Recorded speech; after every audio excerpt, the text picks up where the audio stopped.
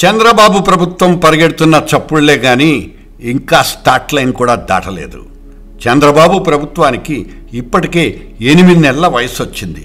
8 నెలలంటే 5 ఏళ్ల పాలనలో 12% పూర్తయిపోయినట్లే. రోజులదేముంది, మన ప్రమేయాలు లేకుండానే ముందుకు జరిగిపోయే తారీఖుల గురించి మనకంటే బాబుగారికే ఎక్కువ తెలిసేమో. గద్దె దిగిపోయిన వాళ్ళు వెలగబెట్టిన పాలనల గురించి ఇంకా ఎంతకాలం తిట్టుకుంటాం? జనం అన్నీ చవగ్గా తేలిగ్గా మర్చిపోతారు. కాకపోతే మనం చేసిన వాగ్దానాలనే తడిమి మరీ గుర్తు చేసుకుంటారు. ఒకవేళ వాళ్ళు మర్చిపోయినా గుర్తు చేయడానికి మాత్రం చాలామంది ఉన్నారు. ఇవాళ అభివృద్ధి లెక్కల గురించి ఎవ్వరూ అడగడం లేదు, కానీ పెరిగిపోతున్న తమ ఖర్చుల గురించి మాత్రం జనం లెక్కలేసుకోవటం మొదలుపెట్టారు. నిరుద్యోగుల శాతాలు పెరిగాయో తరిగాయో చెప్పే లెక్కలు ఇప్పటికిప్పుడు అవసరం లేదు, కానీ అదే నిరుద్యోగుల అసహనాల్ని అసంతృప్తుల్ని పెరగకుండా కన్విన్సింగ్ ఆన్సర్లు చెప్పుకోవాల్సిందే. నిరుద్యోగులంటే వాలంటీర్లు గుర్తుకొస్తున్నారు.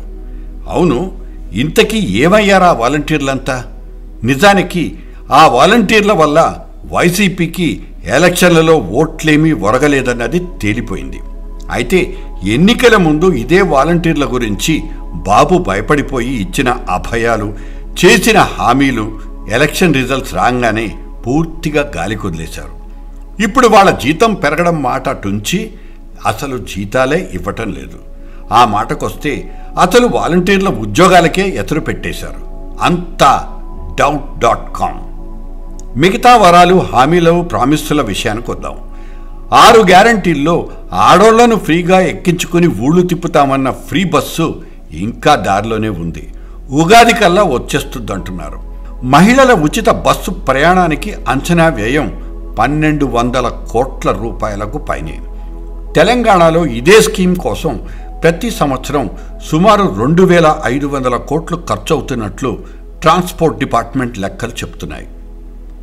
ఇక కర్ణాటకలో ఈ పథకం అమలు వల్ల భారీ ఆర్థిక భారమే వచ్చి పడింది. సరే, ఆంధ్ర అప్పుల సంగతికి వద్దాం. 4.5 లక్షల కోట్లకు చేరాయి మన అప్పులు. కొత్త పథకాలు భరించలేని ఆర్థిక భారం కావచ్చంటూ స్పష్టమవుతోంది. అనకూడదు, కానీ ఉచిత బస్సు ప్రయాణం కావాలని ఈ రాజకీయాల్లోని ఎవరు అడిగారు? ఆ హామీ వెనుక ఉన్న రియాలిటీస్, అదే వాస్తవాలేంటి? ఎవ్వరూ అడగకుండానే పందిళ్లు వేసే రాజకీయ సంస్కృతిలో ఎన్నికలప్పుడు అలవికాని వాగ్దానాలు చేయటం శరా మామూలే. కానీ అదే పందిరి కింద కూలబడిపోయే వాళ్ళ భవిష్యత్తులకు ఈ రాజకీయ పార్టీలే జవాబుదారీలు. ఆ మాటకొస్తే ఓట్లేసిన వాళ్ళందరూ జవాబుదారీలే. రాజకీయాలంటే ఇక్కడే ఒక్క మాట చెప్పుకోవాలి. ఆ రాజకీయ అవసరాల కోసమే బీజేపీకి మద్దతిచ్చి కేంద్ర ప్రభుత్వాన్ని నిలబెట్టారు చంద్రబాబు. ఇచ్చిపుచ్చుకునే పరిస్థితి, అదే గివ్ అండ్ టేక్ పరిస్థితి నిజంగా ఉందా? అది ఆయనకే తెలియాలి. వ్యవస్థల మీద జనాలకు నమ్మకాలు సడలిపోతున్నాయి. ఆ మాటకొస్తే అసలు వ్యవస్థలే అవస్థల పాలవుతున్నాయి. ఊహల గాలులకు ఉయ్యాల లూగవు. చేసిన హామీలకు, ఇచ్చుకున్న వాగ్దానాలకు ఆర్థిక సామర్థ్యం అవసరం. పొరుగు వాళ్లను, కుర్చీలు దిగిపోయిన వాళ్లను చూసి భయపడ్డం కూడా నేర్చుకోవాలి. అది అవసరం కూడా. ఆచరణ సాధ్యం చేసే స్పష్టత కావాలి.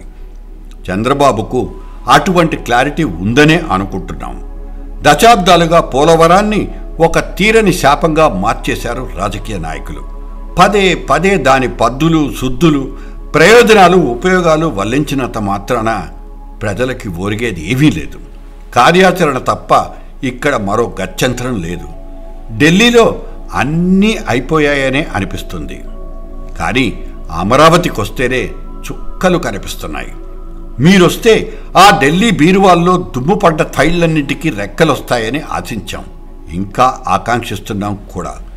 పోయినసారి చంద్రబాబు అధికారంలో ఉన్నప్పుడు అదే ఢిల్లీకి అక్షరాల 29 సార్లు వెళ్ళొచ్చారు.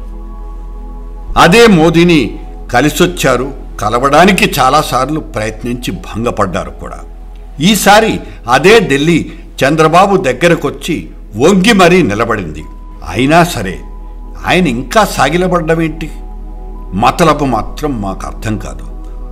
రోజులు మారాయి, అనే ఒక పాత సినిమాకు కొత్త స్క్రిప్ట్ రాసుకోవాలని చంద్రబాబుకు ఒక ఉచిత సలహా.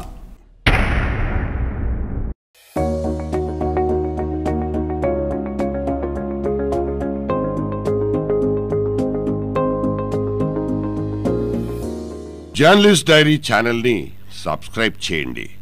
ఎప్పటికప్పుడు జర్నలిస్ట్ డైరీ అప్డేట్స్ నోటిఫికేషన్స్ కోసం బెల్ ఐకాన్ మీద క్లిక్ చేయండి.